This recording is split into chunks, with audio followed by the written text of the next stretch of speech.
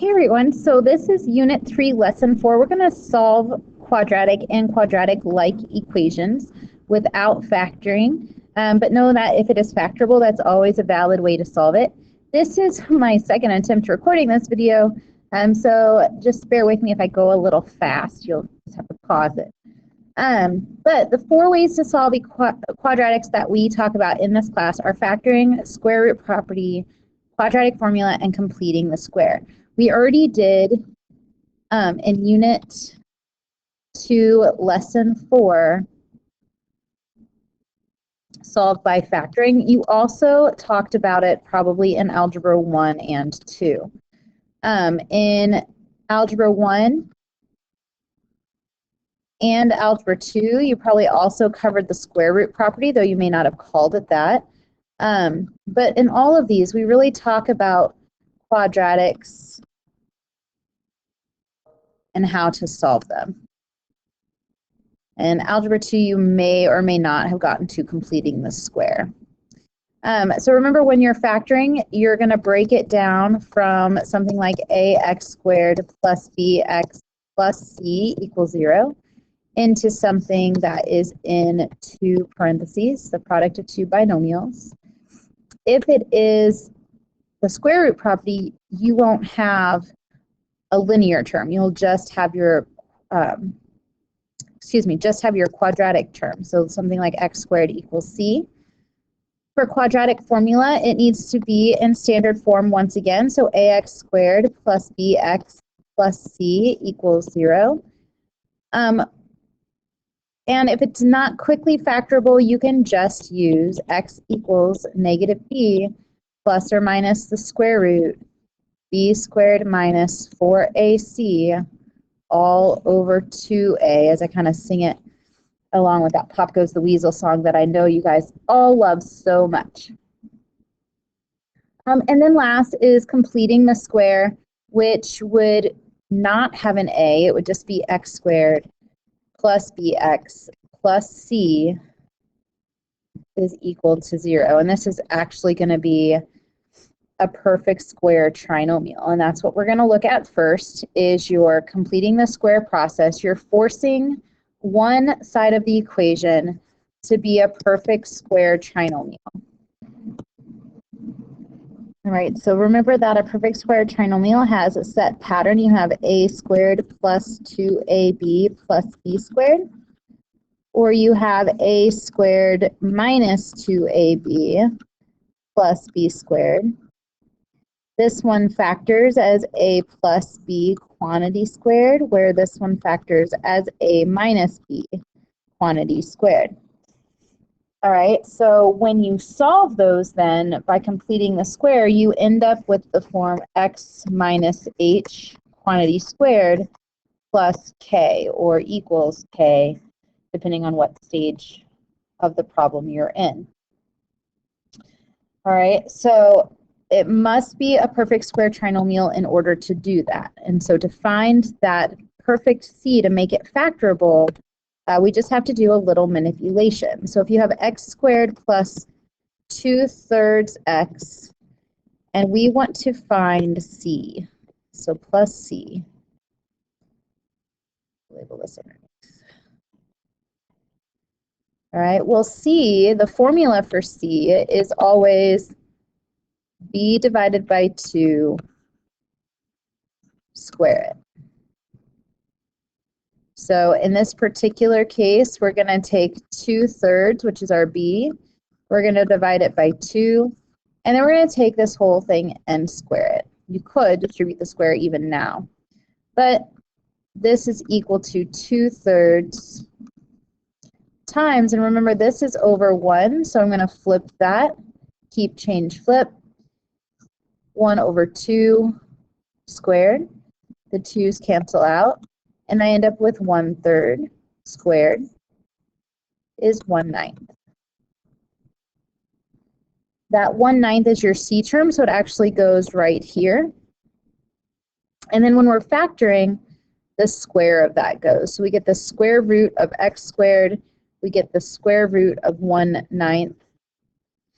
So just like we square a fraction, we square the top and we square the bottom. When we square root a fraction, we do the same thing. And so we get 1/3. So x plus 1/3 and x plus 1/3 again. So x plus 1/3 quantity squared would be the solution for that. All right, so general process, just to reiterate here, you have an equation in standard form. You're going to move your c over to the other side. Make sure that when you're doing this, your lead coefficient is 1. Otherwise, you have to do some extra work to get that to be equal to 1. Move or create a perfect square trinomial. So take your b divided by 2 and square it, and then add it to both sides.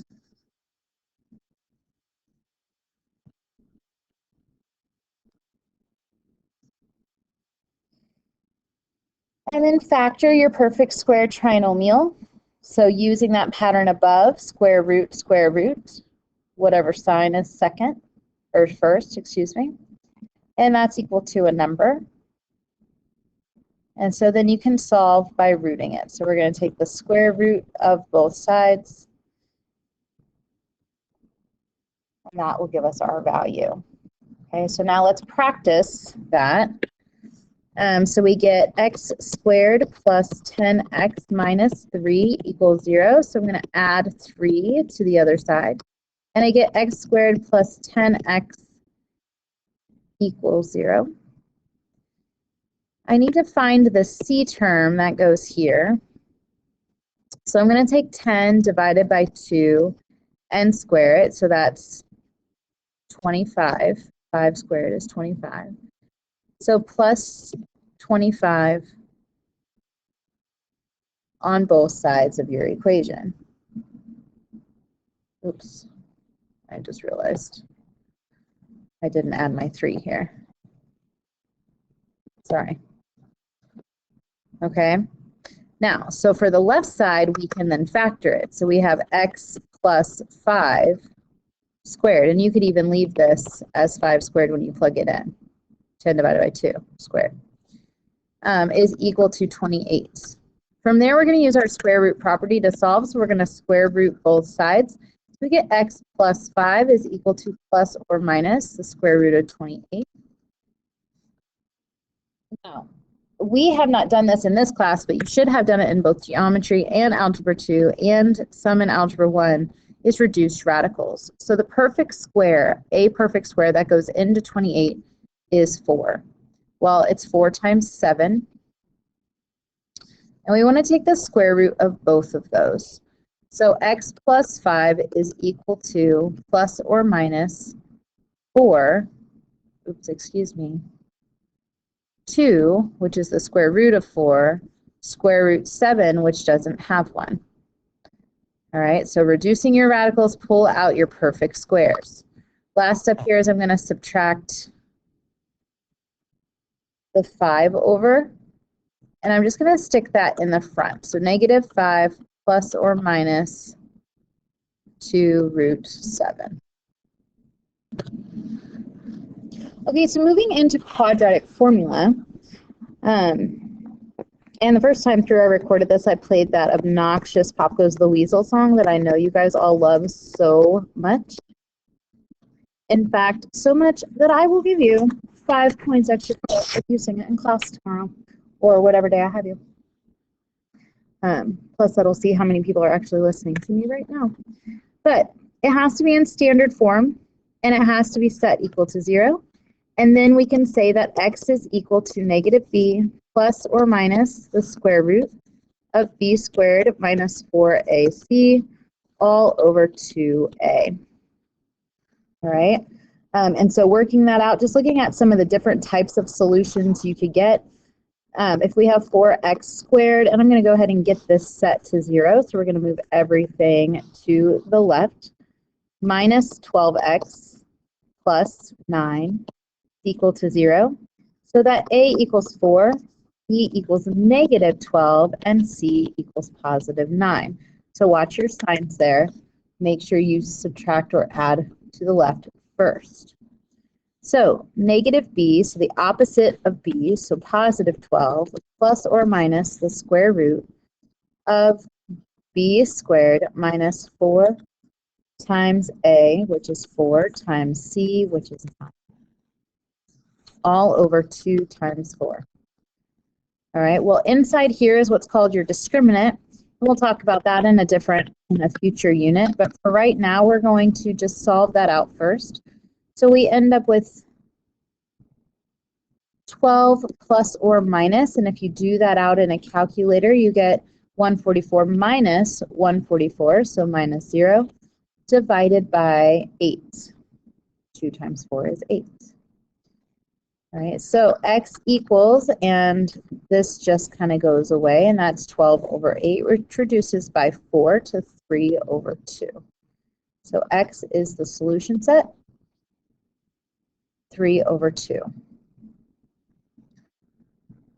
All right. If you get something like this, where you have 1/3 x squared plus x plus 1/2, and you've got fractions riddled through it, you can just multiply by 6, and it will clear out your fractions. And so we have 2x squared plus 6x plus 3 equals 0. So A is equal to 2, B is equal to 6, and C is equal to 3. If you wasted your time trying to factor this, it would indeed be a waste of time because it doesn't factor. And so we're going to plug in. We have -6 plus or minus the square root of 6 squared minus 4 times 2 times 3, all over 2 times 2. And we break that down. I'm getting our discriminant first. We get -6 plus or minus the square root of 12, all over 4. And then we can simplify this. So again, this comes out a perfect square that goes into 12 is 4 times 3. And so we bring out the square root of 4 to the outside, and we end up with -6 plus or minus 4 root 3 over 2. And last step, we just reduce all those outside numbers, so x is equal to -3 plus or minus 2. Oops, this was over 4, I apologize. I'm just going to edit this out.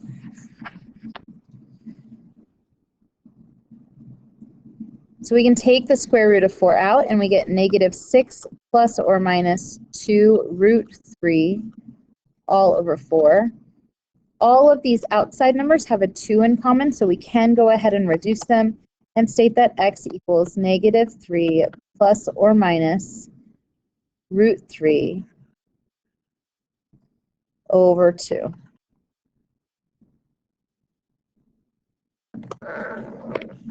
Okay, last one of those, and I just wanted to show you that sometimes it doesn't quite work out. So here a equals 1, b equals 1, and c equals 5.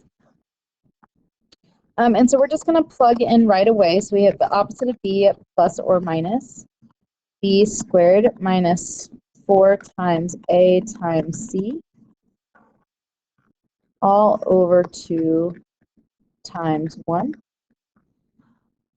And we work that out. Go ahead and work that out. You get -1 plus or minus the square root of -19 over 2. All right. Well, for this course, we are going to eventually talk about complex numbers, which is when you take this negative to the outside and make it imaginary. So it would be -1 plus or minus I root 19 over 2. For the purposes of this chapter, you can write no real solution.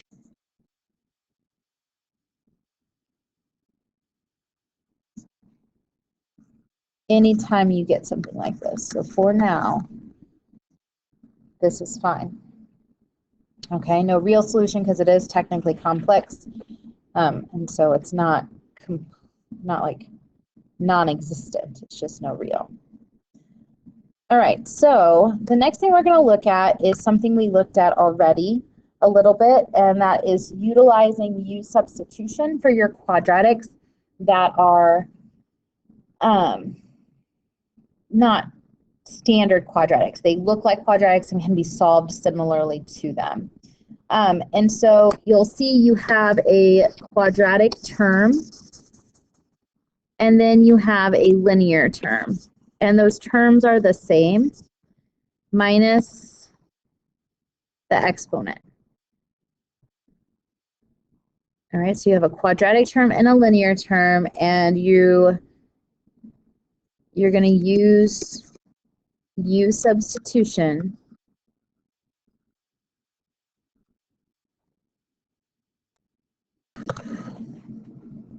where you let U equal 1 plus 1 over x. All right.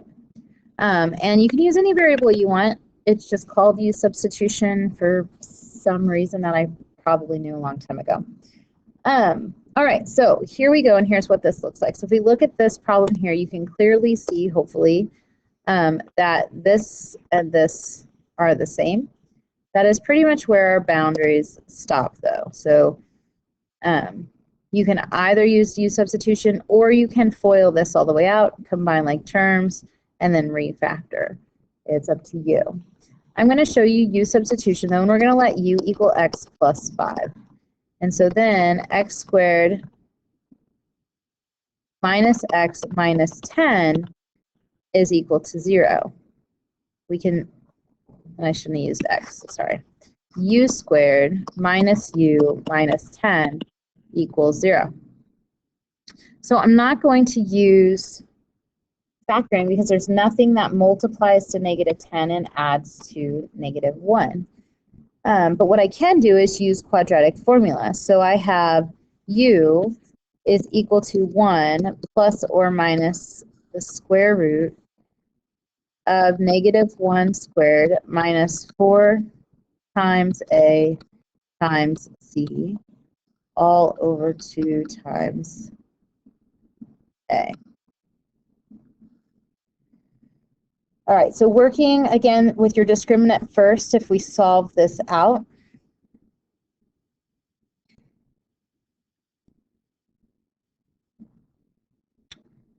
then you'll see that you have, that's positive 41. So you have 1 plus or minus the square root of 41 divided by 2. Now, this is U equals, and U is not what we're trying to find, so we need to plug back in what U is equal to. So we get x plus 5 is equal to 1 plus or minus square root 41 all over 2. And that is your final answer for that problem. Oh, sorry, no, it's not. X is not by itself yet, so we're going to subtract 5 over to the other side. I'm going to convert that so that it is 10 over 2, and we then have common denominators. So x is equal to negative 10 plus 1 is 9, plus or minus the square root of 41 all over 2.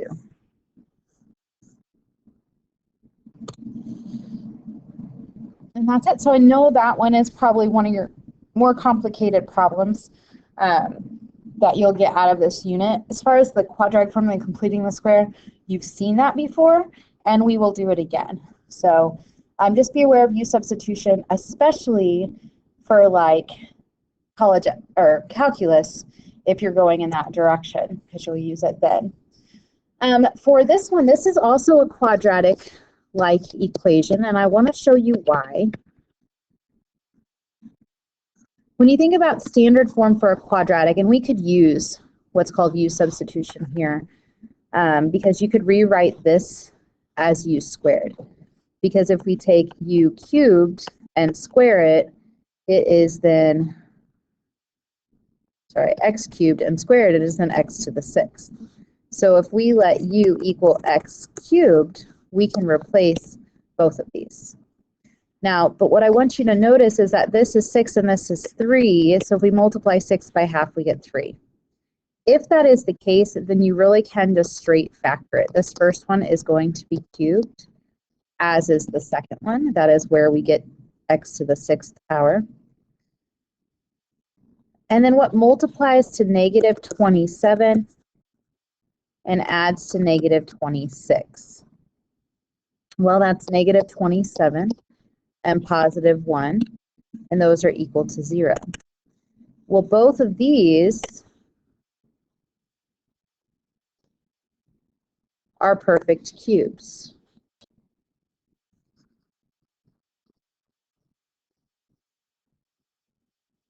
And so they both factor.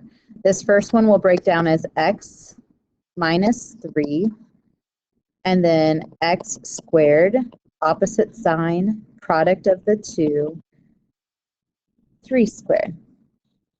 This second one is going to break down into its roots, x plus 1, and then x squared minus x plus 1. All right, these are equal to 0. Well, this one I can already say x is equal to 3, and this one I can say x is equal to negative 1. But these don't factor, and so I have to use quadratic formula. And so I have a equals 1, b equals 3, and c equals 9.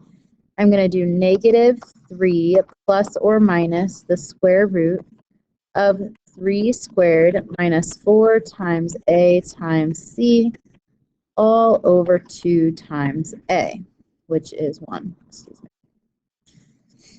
All right, so I simplify that down and I will get negative 3 plus or minus the square root of negative 33 all over 2. And I can pull out those i's, so that is negative 3 plus or minus I root 33 all over 2.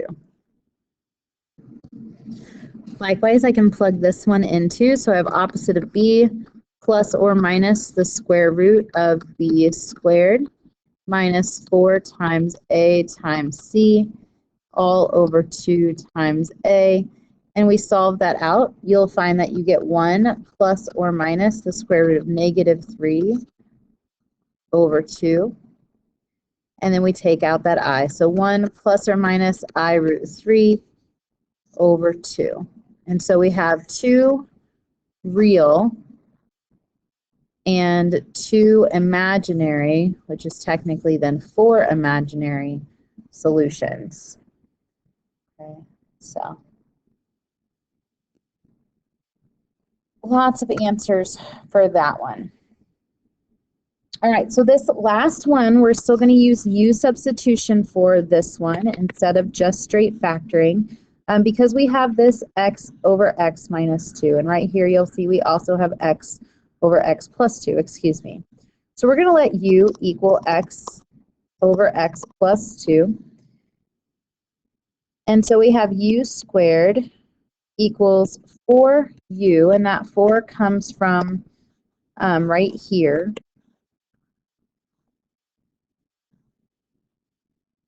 Minus 4. Well, it is a quadratic, so I need to get it set to 0. So u squared minus 4u minus 4 equals 0. This factors down into u minus 2 quantity squared. Oh, this is because this is plus 4. I forgot to change my sign. Which is equal to 0, which means u is equal to 2. Well, u is also equal to this, and it's equal to this. So that means that x over x plus 2 is equal to 2. And I can just multiply that over. So I get x is equal to 2x plus 4. So I'm going to subtract x and subtract 4. So I get negative 4 is equal to x, and that would be your solution. Make sure you check for extraneous solutions always, and go from there. Okay. So this video is gotten a little bit long. I'm going to post the word problems in detail separately, but I am just going to get them set up for you here because we have done some of these before. So these problems are going to start adding in, giving you the formula, but then using initial velocity in the question and starting height and having you plug them in. So just make sure that you plug them in the correct location. A ball tossed into the air from a height, so starting height of 12 feet at 16 feet per second. So height, velocity. How long does it take for it to reach Earth? So ground zero. And so then we can just plug in. So S is 0 equals negative 16t squared plus initial velocity was also 16 times t is equal, or plus, excuse me, the height, the initial height, which is 12. And so you can just, I would reduce it. I would divide everything by 4 and then use, actually -4, and then use quadratic formula. Same thing here, if a penny is thrown downward at 30 feet per second, this is your initial velocity, from a bridge at the Royal Gorge, how long does it take for it to reach the Arkansas River? 1,000 feet below. This is the starting height. All right, so you have 0 equals negative 16t squared plus 30t initial velocity plus 1,000. Same thing. I would use quadratic formula after I reduced to solve out how long.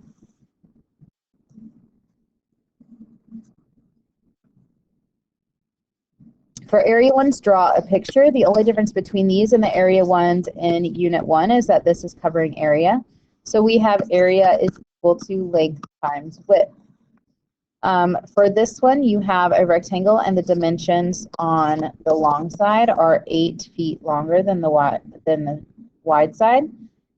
And the total area is 2,900. And so I can say 2,900 is equal to W times W plus 8. So I get 2,900 equals W squared plus 8W. And I'm not going to go any further than that. But remember, you have to get set equal to 0 and either factor or use quadratic formula to solve. All right, and then this one is an RTD problem. I am going to set this one up for you and solve it most of the way out. But you have rate, time, and distance.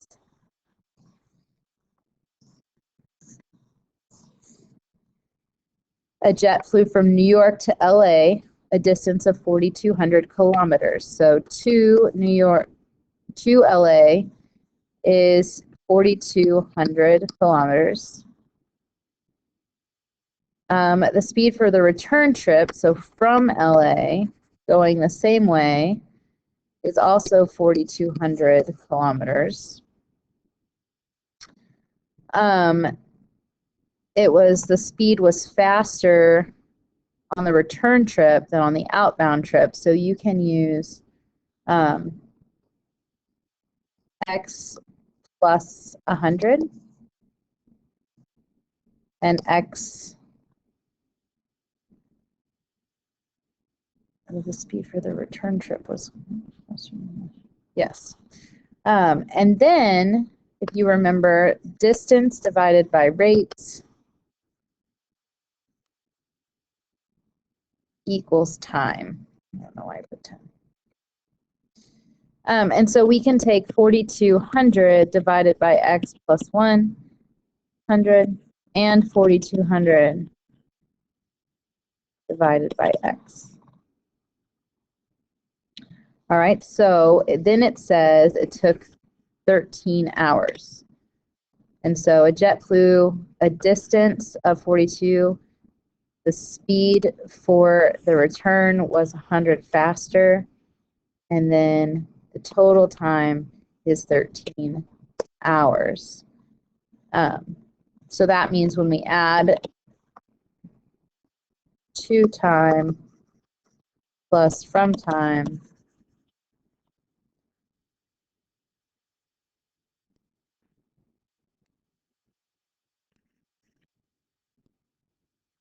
we get the total time. And so we get 4,200 over x plus 100 plus 4,200 over x is equal to 13. All right, go ahead and pause the video and find your LCD and work out this problem.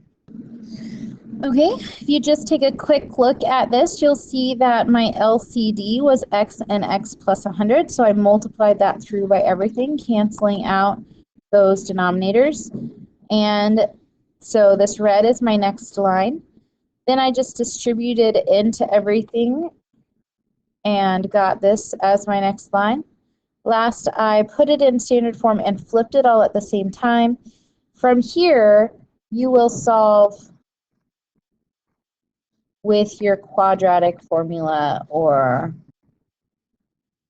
some other type of quad solver. So with